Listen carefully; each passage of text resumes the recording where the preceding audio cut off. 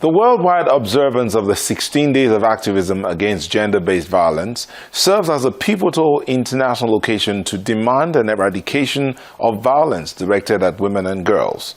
Originating in 1991 during the inauguration of the Women's Global Leadership Institute, this campaign has evolved into a strategic mobilization tool utilized by activists and organizations globally. Its primary purpose is to advocate the prevention and elimination of violence against women and girls, and now men as well. In Nigeria, the conversation around gender-based violence, and indeed everything gender, has received mixed reactions. While there are groups advocating an end to sexual and gender-based violence, the response has been somewhat slow. For instance, besides the Child Rights Act, the Violence Against Persons Prohibition Law was passed in 2015. It's taken about 7 years for a total of 35 states and the FCT to pass their own version of the law, which is to provide the legal backing for the prosecution of the incidents of GBV. Recently, the UN Women Country Representative to Nigeria, Beatrice Eyong, asserted that there has been a deliberate pushback on the equality conversation across the country and Africa as a whole, despite the benefits that gender equality could bring to national development if all people achieve their maximum potential. My guest sees a Nigeria where gender-based violence is a thing of the past. She believes that the incident rate has not risen since the spike during the global lockdown occasioned by the COVID-19. Newsnight sat down for a conversation with Ambassador Professor Olufolake Abdulrazak, the chairperson of the Nigeria Governors Spouses Forum and the First Lady of Kwara State. Ambassador Olufolake Abdulrazak, a professor at that, thank you so much for speaking with us today. Thank you. It's a pleasure to be here. You are a very busy woman. I mean, you're a diplomat, wife of a governor. In your diplomatic endeavors, you were in far-flung countries. South Africa, to be precise. Let's start off from South Africa, for instance. What was it like for you in South Africa? Well, that was a while ago. Yes, thank you. It was very, very fulfilling in South Africa, my posting there. I was head of Chancery, what we call head of Chancery, as well as head of the Trade and Investment Desk. And during that period, we saw a rise in the trade between Nigeria and South Africa. We were able to promote trade between both countries. We were able to get companies from South Africa to invest in Nigeria. Today, you see all these companies that now have stores in Nigeria from South Africa. They started then. And then we also got companies from Nigeria to go into South Africa and invest. So it was a very busy period. We had airlines as well. There was a particular airline that started at that period as well. And so it was a successful tour of duty, I must say. I like the phrase tour of duty. Yes. I mean, like you're a soldier defending your country. But I chose to ask you about your time in South Africa because in the African terrain, on the African continent, women tend not to have, in quote, a voice. I use it in quote. Especially when it comes to things like gender-based violence. And this is one thing that you have championed, and with the Nigeria Governors Spouses Forum, you've pushed for it over time. And this year in particular, you thought to come together and look at how to bring the youth into this. Let me ask you, what is driving you in pursuing this thing about gender-based violence? Thank you very much. Yes, we actually came together. This is the topic that actually brought us together. We started in the past, we had been operating as the Northern Governors' Wives Forum and the Southern Governors' Wives Forum. And we actually came together as the Nigeria Governors' Wives Against Gender-Based Violence. And this was in response at that time to the spike in the figures on sexual and gender-based violence during the lockdown occasioned by the COVID-19 pandemic. It was not just in Nigeria, it was all over the world. that we had a spike in cases during that period. And I think, psychologists and people around the world are still studying the reason why, this lockdown brought about such, practices in people. We know it was, people were locked into their homes and whatnot. So it seemed to have brought out frustrations and, deviant parts of certain people's characters. So when we saw that there was such a spike, we are the mothers of the states, as they call us. And we were getting so many calls, so many letters, so many people trying to reach us. And at that time, we came together, started the Nigeria Governors' Wives Against Gender-Based Violence. At that time, I was secretary, and the chair was Erelu Bisi-Fayemi, who was then the then First Lady of Ekiti. And we worked together to see that the governors declared a state of emergency on sexual and gender-based violence. This state of emergency really worked well in helping us to make sure that other laws were then put in place. I think after that, the president at that time started, there was a committee on sexual and gender-based violence. A lot of people also called for the end to sexual and gender-based violence. So, but this, state of emergency spurred on the states to now do something about the laws on sexual and gender-based violence that hadn't been addressed in a long time, such as the Violence Against Persons Prohibition Law, the VAP law or the VAP Act, depending on how you want to address it, the Child Rights Act, and all these other laws that were not, domesticated or not even passed in some states. So at that time, I think there were 12 or 14 states that had done the VAP Act. Now we have, 35 states, including the FCT, that have passed the Violence Against Persons Prohibition Law. We have the Child Rights Act also that have been signed by 35 states also. So all these laws have now been put in place, spurred on really by that singular act of the declaration of a state of emergency on sexual and gender-based violence. So that's how we started before we renamed ourselves as the Nigerian Governors' Wives Forum, and then later now the Nigeria Governors' Spouses Forum. Okay. As I say, there is no effort behind every successful man, or beside every successful man, there is a successful woman. And indeed, as of that 2015, between 2015 and 2020, there were just about less than 20 states had signed the VAP Act and the Child Rights Act. But thank God now we have 35, hoping that we'll get 36 soon. The question then is, how much impact would you say those laws have had now that the states have signed them? Is there a reduction in the numbers of sexual and gender-based violence? Thank you. Well, it's good that these laws have been passed. It's good that they, of course, in varying, there are a little bit of differences from state to state. Each state has its own peculiarities, but they all have been passed, and they are all being utilized in laws, against sexual and gender-based violence. So in any particular state now, if you have a perpetrator, going into this thing, we see that there's more likelihood of them being apprehended and prosecuted. We still have issues of stigma. We still have issues of silence. We still have issues of, families not wanting to go ahead because of, like I said, stigmatization. Oh, what are people going to say if they hear this happened to your daughter, or this happened to your sister, or this happened to your wife? You don't want it to be public knowledge. So we still have stigma and silence that we're battling.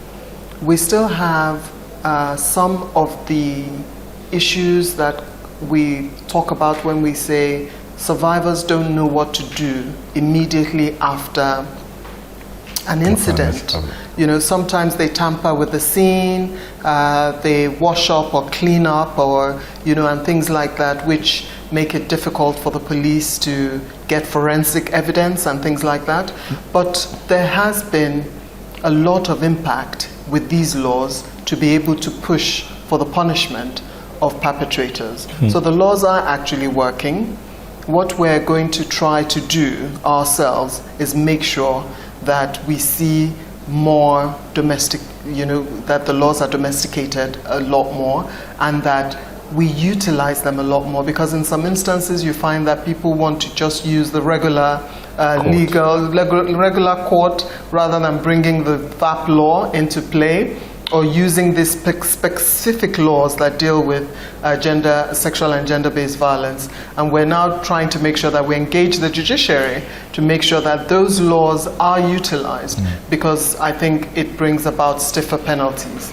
So to your question, that have incidents reduced, I believe incidents spiked during the COVID-19 pandemic, and incidents may not have increased since COVID ended. So I don't think incidents increased after COVID. Certainly we're trying to make sure that we push people to come up with any, to report cases, to make sure that they report cases as at when due. And I think that will help us. I think there's more sensitization now, so more cases will definitely come to light. In terms of awareness, how much do people know? How much do the men, the women know about these issues of gender-based violence? Because it affects both the men and the women. So how much do they know? What do they know about, what access do they have to psychological treatment after the incident? And sometimes years after, they tend to pass on these same feelings unconsciously to their descendants. So, with regards to how much do people know, we're trying our best to make sure that we continue our sensitization drive in the Nigeria Governor Spouses Forum. Most First Ladies do jingles, we go out and about, we talk to people. We are the first point usually when it comes to the sexual and gender-based violence committees in the states. A lot of First Ladies are the chairpersons of these committees in the states, and therefore we try to bring awareness to people. And then also, when it comes to such incidents, we are making sure that there are more SAC centers. SAC centers are sexual assault referral centers and shelters that people can go to. And then there are a lot of toll numbers, there are a lot of phone numbers that people can call. So people are becoming more aware of the fact that there are SAC centers in their states. We're trying to make sure that there's more than one SAC center in every state, so that is where people go to. It's their first point of contact. And you have everybody there, from psychologists to the police to everybody, to be able to help somebody who has been attacked in this way. So yes, people are being more informed because the SAC centers are now becoming common knowledge. People know where they are. We try to make sure that they are in places where they're not too hidden, so that people can be able to access the facilities there. And in our last couple of years, the Nigeria Governors Wives Forum has been able to, in 12 states, equip SAC centers. We would rely on the governors and to give us space in hospitals and in such places to place a SAC center. And we, with our partners like the Ford Foundation and the MacArthur Foundation, we were able to provide, to equip the SAC centers to make sure that they're functional in about 12 states. We've done that. We hope to be able to do more states in this coming year. And so this has really helped in making sure that people know what to do if there's an attack. The conversation sometimes becomes difficult for those who consider themselves less privileged. They're like, where would I go to? How would I survive? I need this person. I need that person. So if he or she does whatever he or she is doing, I can't go anywhere. Is it enough to just put out jingles? I do know that based on what the Governor's Spouses Forum is doing, that you're trying all avenues to reach them. But is it ever enough? Well, sensitization is sensitization. What we're doing right now is sensitization by having this conversation, because people are watching and people are listening in, and they want to know what is on offer. So this is sensitization. Going out, the jingles are sensitization. We go out into the market spaces. We go out into the communities, into the grassroots. We send out our staff members and things like that. We call on organizations such as the Human Rights Council, the National Orientation Agency, all arms of government, the judiciary, all of us. We do walks, sensitization walks. We're now within the 16 days activism against gender-based violence. In every state, all first ladies are taking up some certain way to sensitize the public. It might be walks, it might be, addresses. Panels. They might be going out all over the place to, talk to people, television appearances, radio, because we know that we have a huge population on radio rather than even on television, and so many other places. So we try to adopt every avenue possible to us to get out the message that people have SAC centers to go to. If you are far away from a SAC center, the first port of call that you have is your primary health care, which may be near you. So you go there first, talk to someone. And we're trying to make sure that a lot more people know where to go and what to do. Does one have to be a victim to go to the SAC center? No.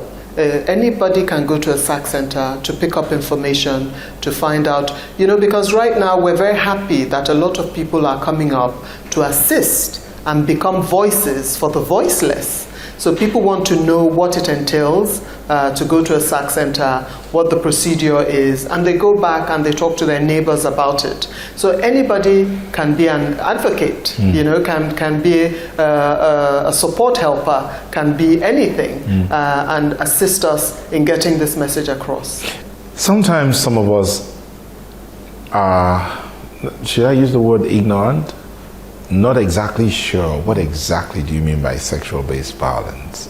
Is it when you hit someone, or is it, what is it? Some have said it, there's physical, there's psychological, there's emotional. Yeah. Let's look at this a little bit, so that let's educate our viewers. What exactly then is sexual and gender-based violence? Well, I think you've already enumerated most of what is sexual and gender-based violence.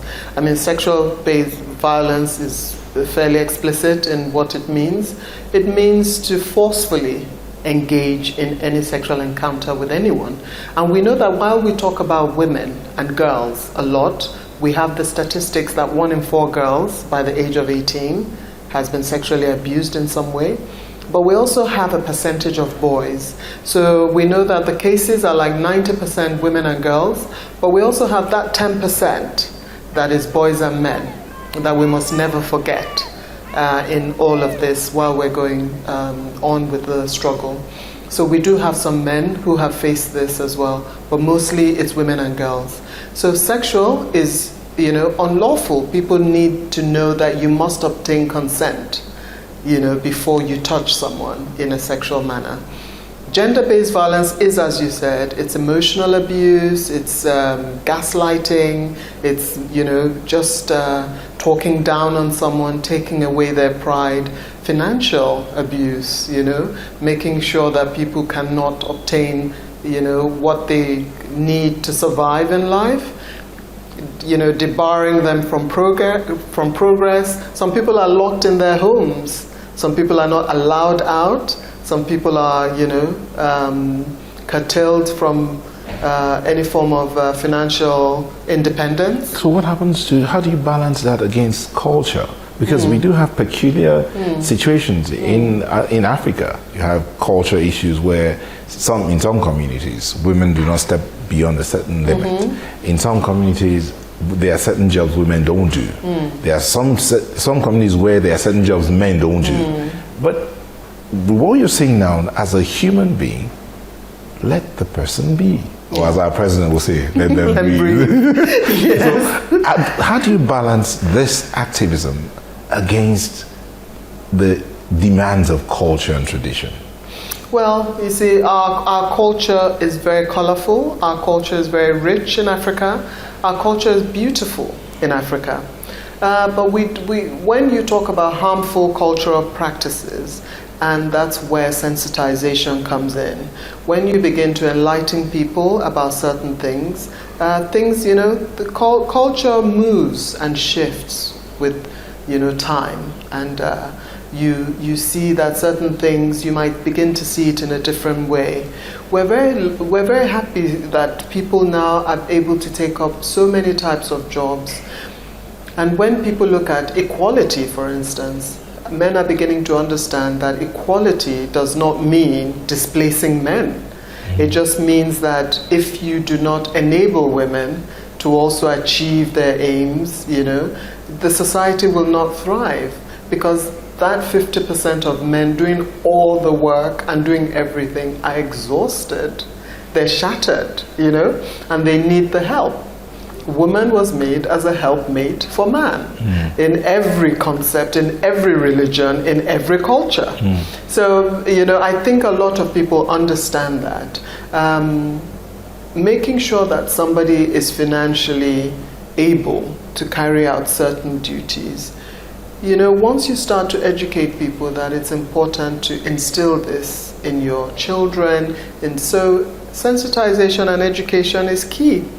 And the more we sensitize people, the more we begin to see a lot of easing of some of these harmful practices. But you had some resistance in some of the places you've gone to. I don't know that we've had resistance. Otherwise, we wouldn't have had 35 states pass the VAP Act. So I think we've had a lot of support. We've had a lot of support from the population. We've had a lot of support from traditional rulers. We've had a lot of support from all the governors. We've had a lot of support from the federal government. So I wouldn't say we've had much resistance. In some places, there may be a little bit of push and pull, but by and large, we've had more support than not. I am very interested in how all of this is impacting on the victims. What we call them survivors now. Okay, I take that back. Yes. You see, I am learning here. How has all of this impacted on the survivors? Those because there are some who are not even aware that they're being abused. There's some who feel like, this is how I know I am loved. I actually heard someone say, this is what I know love to be. How do you help such a person? Sexual and gender-based violence is more prevalent in the youth, as you know. The demography that we're dealing with is the youth, and that was why it was important for us at the Nigeria Governors Spouses Forum this year to make sure that the theme of our 4th annual conference, we've been doing this now for 4 years.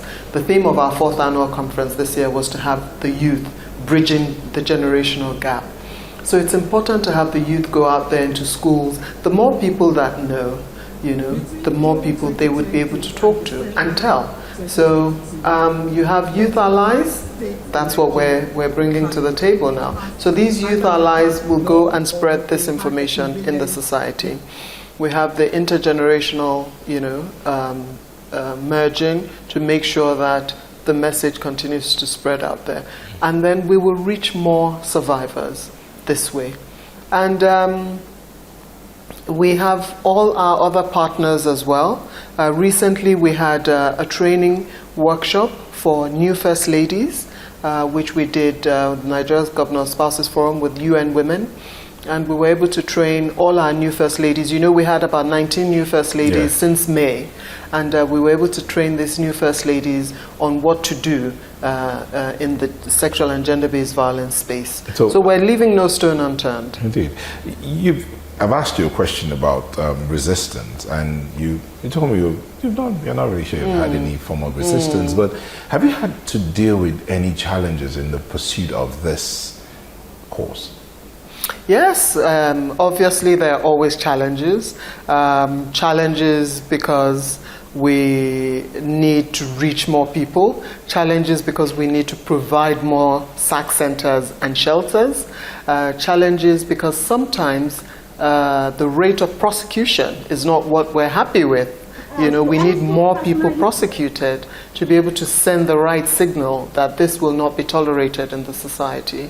So we have challenges in those ways. We have challenges, obviously, with funding. You know, First Ladies, we have to look for sponsors, we have to look for partners, you know, to be able to do some of these things. We're very grateful for the Nigeria Governors Forum and the governors and all our other partners. Yes. So, you know, but those are the partnerships that we need to be able to provide funding for all these things that we do.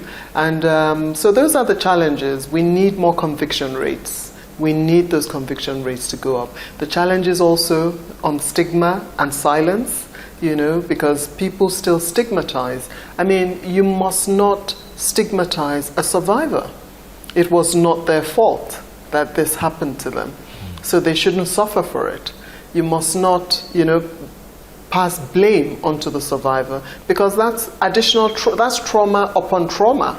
And we try to make sure that we send this message across to the society. We're talking about the challenges you've had to deal with. You mentioned funding, and you mentioned a group of people who some will say, yeah, of course, they should be. I don't know. The husbands, the governors. Question then will be, is this whole venture not political? Okay. I would like to say that that is a yes and no question, because political because we're First Ladies and the governors are sisters, but it's all states. The Nigeria Governors Spouses Forum is all states of the Federation, so that means, you know, it's not a political organization in that sense. It encompasses all political parties. That's one. Two, almost all First Ladies have their NGOs also doing this work as well. So most First Ladies have their office as First Lady of the State and what they can do to help people as First Lady of the State, supporting their spouses in whatever they're doing to discharge their responsibilities. Then they tend to have their NGOs, which is, as you know, that's a non-governmental organization, a non-for-profit, and that's just service to humanity. So would you call that political? No. So I would say mostly no to that question. And so when you do go out for sensitization and all of that, or even to reach out with support for survivors, have you had some come up to you and say, you're of this political party, so I'm not going to deal with you, I don't want to have anything to do with you? No, I don't think so. I mean, a survivor is desperate, a survivor is in a dire state, and a survivor needs help. They would go to the state facilities. State facilities are not political. They don't belong to any one political party. They are state facilities. And the state facilities are run by the government of the day, but are supposed to be put in place for the future. I mean, it doesn't go out of practice once that government leaves. So it is put in place for the use of the population as a state facility. But these state facilities, how remote do they get? When you talk about the remote areas, during the elections, we hear things like the election materials got to the hinterlands very late because of the terrain.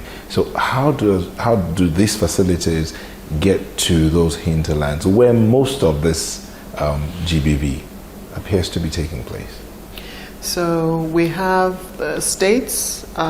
Within states, you have the senatorial districts, and then you have, outside of that, the local government areas. This is how, you work with each state.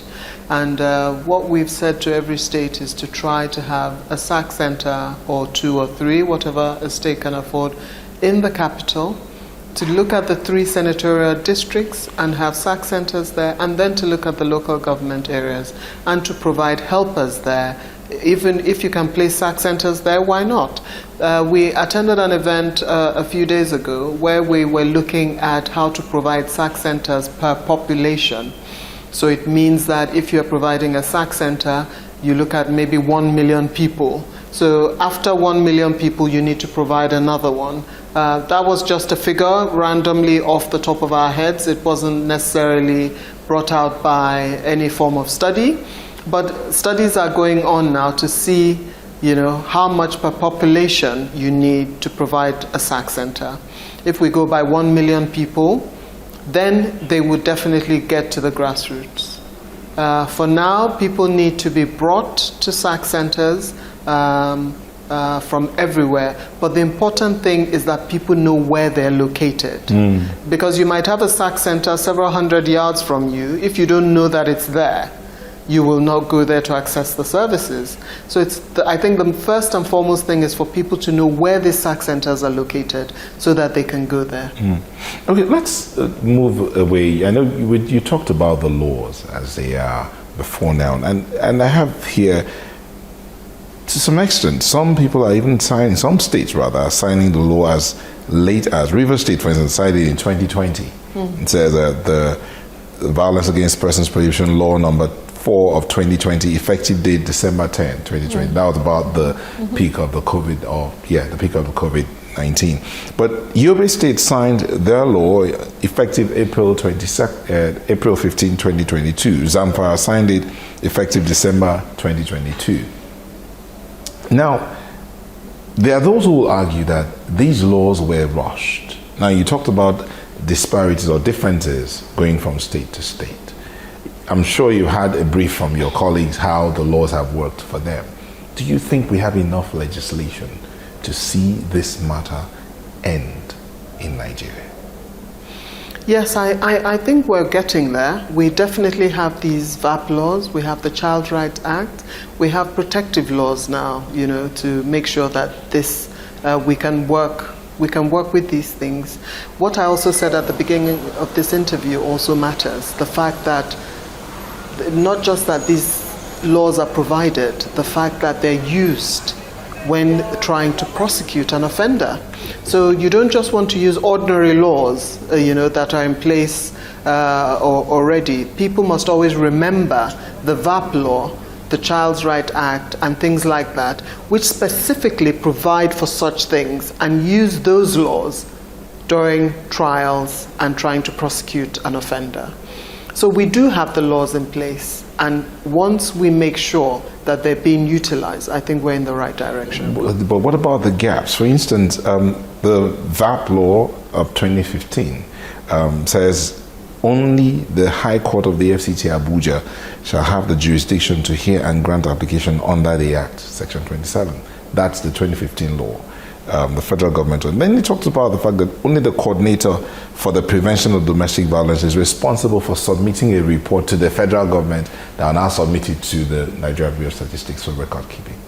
Now, these are gaps in the federal law. We do know that there are some gaps in some state laws. I'm actually trying to find where I wrote that of Kwara so that I can make that. But in all of this, how do we deal with these gaps? For instance, how do we ensure that these gaps do not? Are you going to go back to the legislature? Are you reaching out to them, the State Assembly, the National Assembly, say, look at these gaps. Can you do something about them? Well, I don't know what gaps you're talking about, but what I know about law is that, there's no law that is set in stone. Yeah. All these things can be reviewed if they need to be reviewed. Most of these laws were not rushed. Like you said, some passed it in 2022, despite the fact that the state of emergency was declared in 2020. So if the state of emergency was declared in 2020 and it took them 2 years from that state of emergency to now pass the act, it certainly wasn't rushed. They took their time to make sure that it was all-encompassing and would, be workable within their states. We talked about varying, some of the laws being a bit different, but then you also mentioned about culture and practices within the country. Culture and practices are different, across the country, and you have to take that into cognizance. And therefore, the laws will be different in different places. I don't know that you can identify such differences as gaps, Because what you need to work in a certain place, you don't necessarily need somewhere else. Yeah. So, that may be what we're looking at here. Okay, so let me, I found what I wrote about Kwara. Oh, gosh. But I'm sure it's something that you already started working on anyway. The law did not, for instance, in Kwara, specifically state the body that should administer the law, unlike in some other states where it's stated clearly. Like in Lagos, for instance, there's a body that administers the law. But Kwara does not. Kwara's The law. VAP law? Yes. Yeah, there's nobody specifically saying they should administer. No, but what do you need them to specifically say a body should administer that law? You want it administered everywhere, don't you? Okay. You want it administered in every court. You want it, that's what I'm saying, that we're pushing for all the courts to be able to utilize the VAP law. Not that only specific courts can utilize the VAP law. We want it utilized rather than ordinary laws. So this is it. What about the question of trafficking? Because this one was brought to my notice by NAPTIP. Yeah. The law in Kwara, for instance, defines trafficking in its interpretation section, but did not codify it as an offense under that law.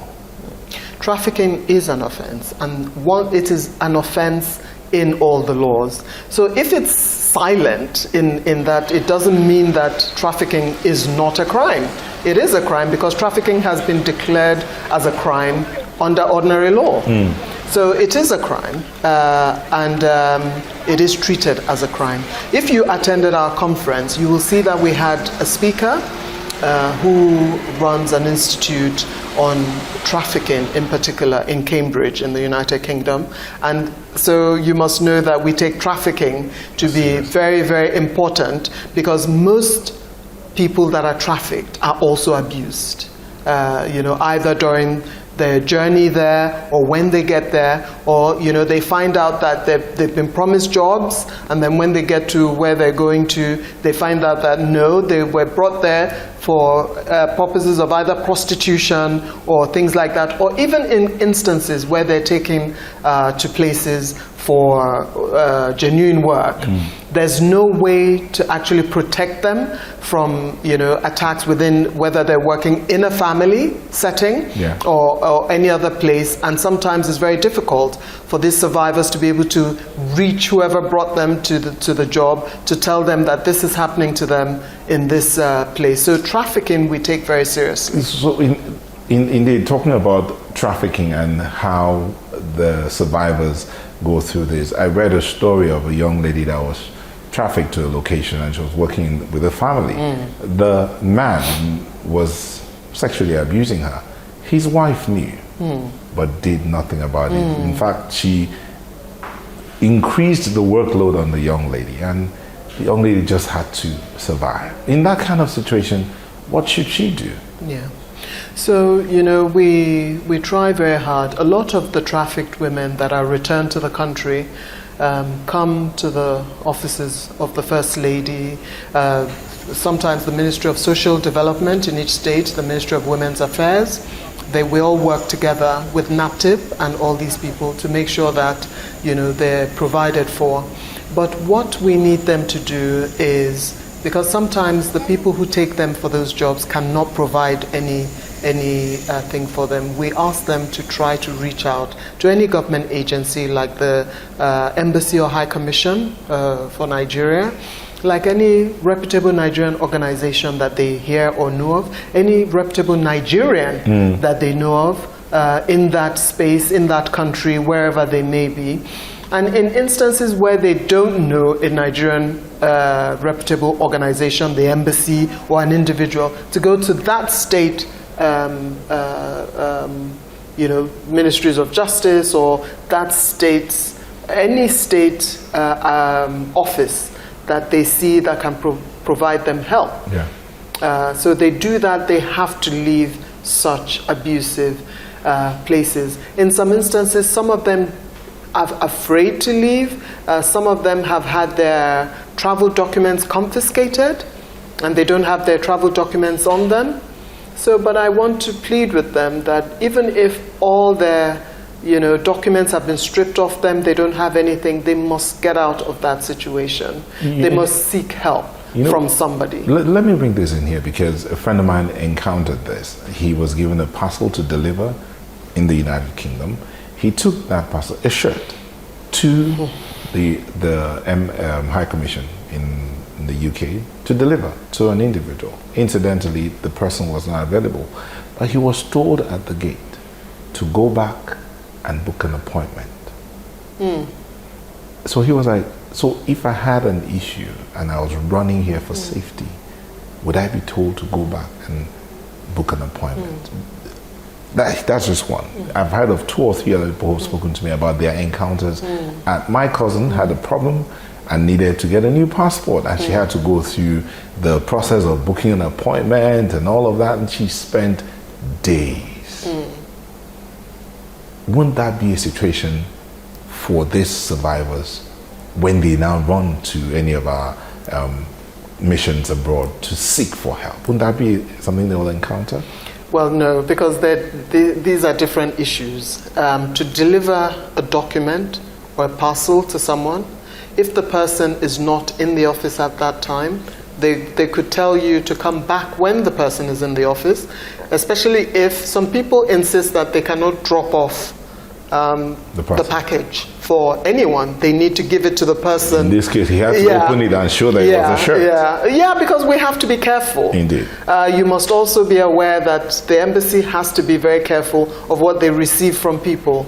But by and large, if you want to drop something off for someone, if the person is a bona fide member of staff or somebody who works in the mission, you can usually drop it off and tell them who you are, so that the person can reach you in return, not just drop off a parcel anonymously. Because you see, Nigerians need to tell you the full story exactly. So some things are like that. But then there's a separate incident for people in distress. The embassies are under, no illusion that their primary responsibility is to offer succor to people in distress. So if a Nigerian comes off the street and says that they are in distress, there is no embassy that will turn them away. And this is a guarantee. We're going to take this to the bank. Yes, you can take it to the bank, I can assure you. They wouldn't send them away. You can't say that I'm in distress. I have nowhere to go. This is happening to me at my place of employment, and they will tell you to go back there. No, the embassy would take your details. They would make sure. In some instances, they've been known to put people up in hotels. In some instances where the embassy has some accommodation that is free or not in use, they've put them there temporarily until they determine exactly what the situation of the person is, and they would help. Instances, they ask some of them, because we have a thriving Nigerian community in most places. A member of the Nigerian community sometimes would help to house the person while investigations are ongoing. So many different things. Your Excellency, this conversation is one that I wouldn't want to end. But let's go back a bit as we begin to wind down to look at the challenges that you say you had to deal with: funding, collaborations, partnerships. How easy is it to get some of these things?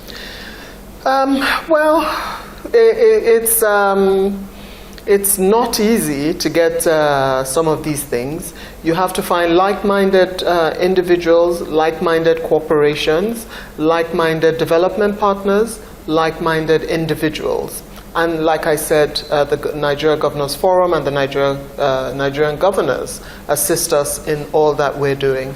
So, so this is how we try to source funding to be able to execute some of these things that we do.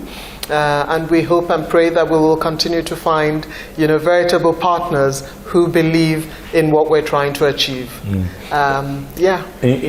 Again, you sort of like evaded the first question I asked you. Which question was The question was your personal motivation. Yes. What is it that drives you on this mission? Not just because you're a first lady and doing what you're doing, supporting your husband, but what is it that drives you in this area? Okay, so I wasn't aware that I evaded the question, but thank you for bringing me back to that. My personal motivation is that I'm a doer. I've always, been up and doing as a young child. The thing for me is that as a woman, I've had male influences, and the people that have helped me the most have been men.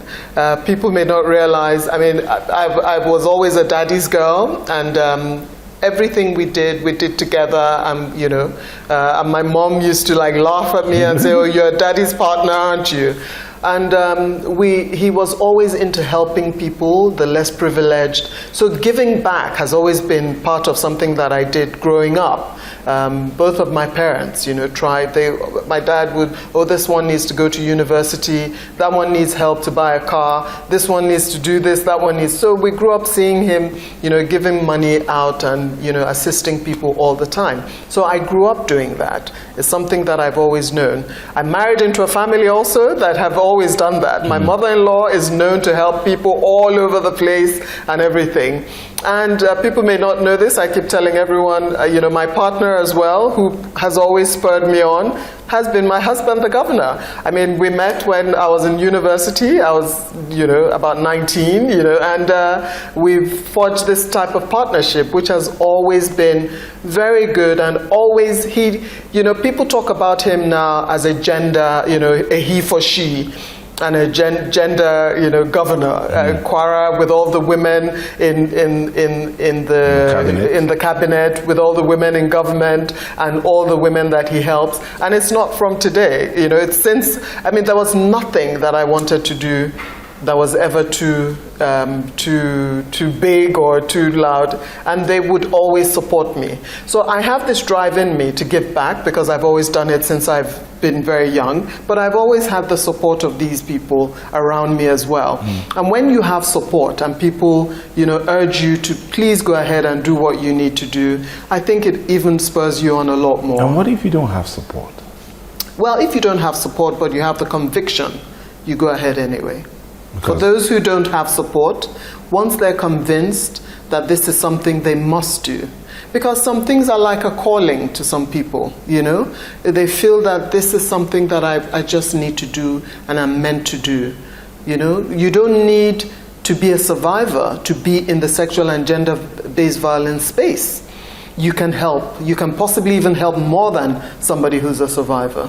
You just need to know what to do. So some people just have that knack of knowing what to do, when and where and how, and you just make sure that they can run with it. You give them the avenue to be able to do what they do. Thank you so much. Just before you go, this GBV needs to go in Nigeria.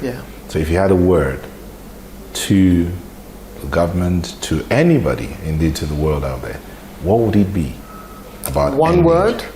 No, a sentence, 2 sentences, a paragraph. Okay. One more hour. Well, one word would be cooperation. I mean, we need all the cooperation we can get to make sure that we are all on the same page tackling this issue and making sure that it goes away.